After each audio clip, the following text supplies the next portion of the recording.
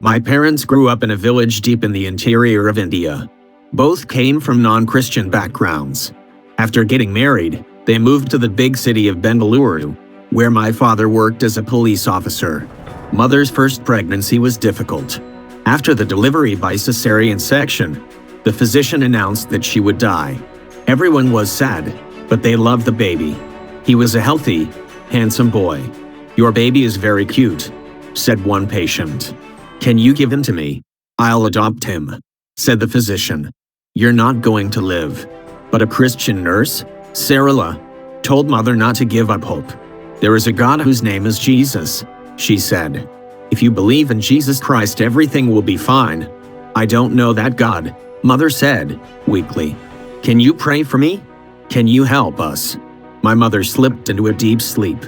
As she slept, Sarala laid a hand on her head and prayed to Jesus. To everyone's surprise, she recovered and returned home with the child 3 days later. Mother heard from several patients about the nurse's prayer, and she realized that Jesus had saved her life. She resolved to worship Jesus, but she didn't know which Christian church to attend. Father took her straight to a Seventh-day Adventist church. Although he wasn't a believer, he was familiar with the various churches in the city and how they worshipped. One of his own friends had told him that the Adventist church was the only one that fully obeyed Jesus' commandments. "This is the right church," Father said to my mother. "You have to go there to worship Jesus." Over the next 14 years, Mother gave birth to 7 more children. Today, her eldest son is a conference president in India. Her second son is a pastor in Ireland. Her third son is a pastor in Bengaluru. 3 daughters work as church school teachers.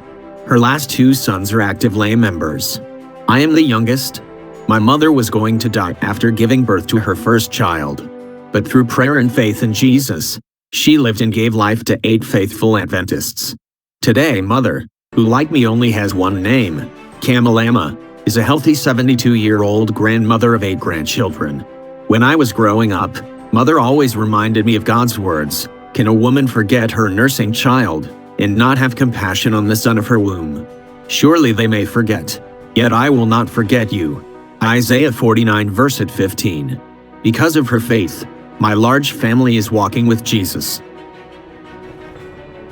Because of my mother, we are in the right path.